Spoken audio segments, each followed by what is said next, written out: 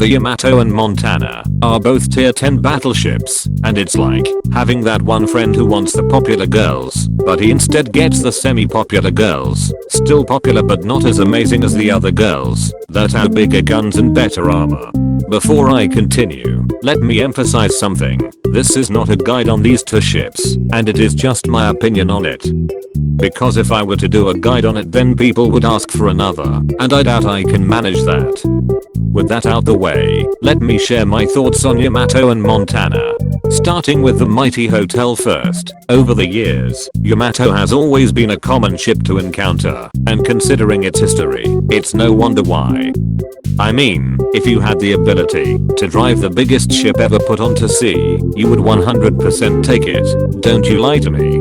But as usual with any battleship, Yamato has become more and more annoying to play, as having the biggest guns on a tech-line battleship doesn't really mean much when you have so many ships with disruptive gimmicks that constantly switches your mood. Looking at you Pan-American battleships.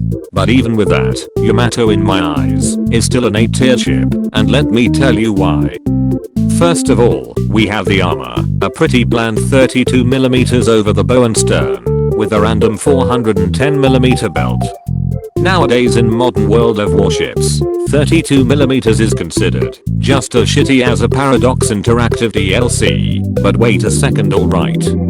Yamato also has 26 kilometers of main gun range, with a spotter plane giving you an additional 4 to 5 kilometers.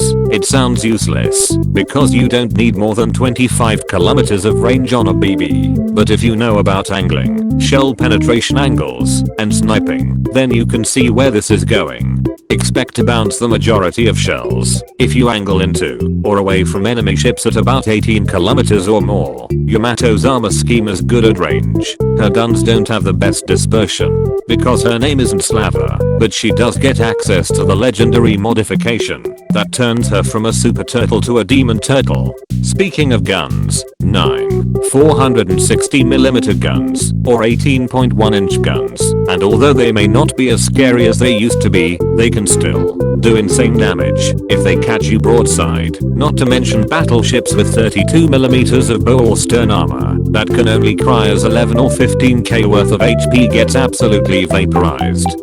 Even German battleships with their Rhineland-sized superstructures are not safe, as there have been moments where I had done almost 30,000 damage to them. As if turtleback armor schemes even work nowadays.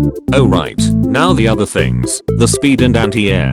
In a nutshell, it's not that good. You only go 27.5 knots, which is on the slow side for most battleships. Expect to be targeted by submarines if you are in a group. Her anti-air is amazing if you were fighting biplanes. In the past at some point, Yamato got an update to her model, so she gained additional AA mounts, but it didn't really change much. Outside of tier 8 carriers, you will be getting messed up badly, just like the real thing. But even with that, I still think Yamato is a great battleship, just from the guns and armor. She's the battleship I go to when I want to have a game that isn't too gimmick coated. Okay, now the Montana. I've glazed the Yamato enough as is. The Montana on the other hand, is almost the complete inverse. You get 12 406mm guns, or 16-inch guns, the same ones on the Iowa, so that means I think Montana is better, right? Nah, unlike the Yamato, you will be having to switch to here a bit more often in the Montana, because as I mentioned before, Yamato can pen up to 32mm, Montana can't, so Montana really has problems when fighting smart enemies that know you can't pen them with AP. Montana also has a 32mm bow and stern, with I think a 409mm belt. Montana plays similar to the Yamato, but you'll be a lot closer to the enemy than Yamato. If Yamato is at 21 kilometers, then Montana is at usually at 15 to 14 kilometers.